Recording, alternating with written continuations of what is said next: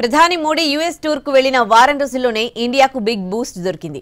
ఐక్యరాజ్య సమితి భద్రతా మండలిలో శాశ్వత సభ్యత్వం కోసం మద్దతు ఇస్తామంటూ బ్రిటన్ ప్రకటించింది. ఇప్పటికే అమెరికా కూడా తన సపోర్ట్ తెలిపింది. అటు దశాబ్దాలుగా పోరాటం చేస్తున్న భారత్కు ప్రపంచ దేశాల మద్దతు లభిస్తోంది.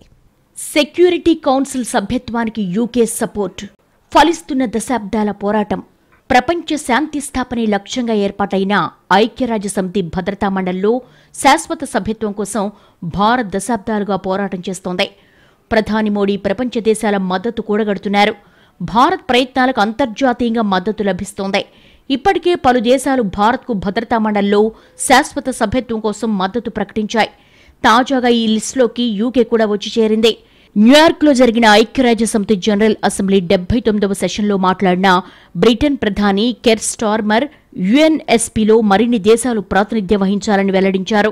భద్రతా మండలిలో తగినన్ని సభ్యదేశాలు లేనంత వరకు ప్రతిపక్ష ప్రయోజనాలకు అనుగుణంగా ముందుకు సాగడం కష్టమన్నారు. భద్రతా మండలిని మరింత పటిష్టం చేయాల్సిన అవసరం ఉందన్నారు.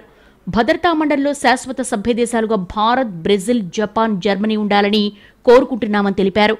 ఆఫ్రికా నుంచి 2 దేశాలకు కూడా ప్రాతినిధ్యం కల్పించాలన్నారు.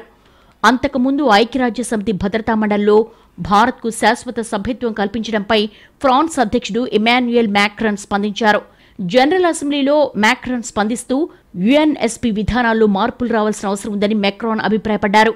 భద్రతా మండలిలో భారత్కు మద్దతు ప్రకటించారు. యుఎన్ఎస్పీ సమర్థతను పునరుద్ధరించడానికి సవరణలు తీసుకురావాలన్నారు. గత వారం భద్రతా మండలిలో భారత శాశ్వత సభ్యత్వానికి అమెరికా కూడా మద్దతు ప్రకటించింది. ఇక అమెరికన్ టైకూన్ టెస్లా అధినేత ఎలన్ మస్క్ సైతం గతంలోనే భారత్కు మద్దతు ప్రకటించారు. భద్రతా మండలిలో భారత్కు సాధారణ సభ్యత్వం మాత్రమే ఉంది. భద్రతా మండలిలో ప్రస్తుతం China, America, UK, France, Russia దేశాలు శాశ్వత సభ్యదేశాలుగా కొనసాగుతున్నాయి. ఈ 5 దేశాలకు ప్రత్యేకంగా వీటో పవర్ ఉంటుంది. మండలి సమావేశాల్లో తీసుకున్న నిర్ణయాలను ఈ 5 దేశాల్లో ఏ ఒక్క దేశం అభ్యంతరం వ్యక్తం చేసినా సరే ఈ నిర్ణయం వీగిపోతుంది. శాశ్వత సభ్యత్వం కోసం భారత్ చేస్తున్న ప్రయత్నాలకు 5లో 4 మద్దతు ఇస్తున్నా చైనా మాత్రం భారత్ ప్రయత్నాలకు అడ్డుపడుతోంది.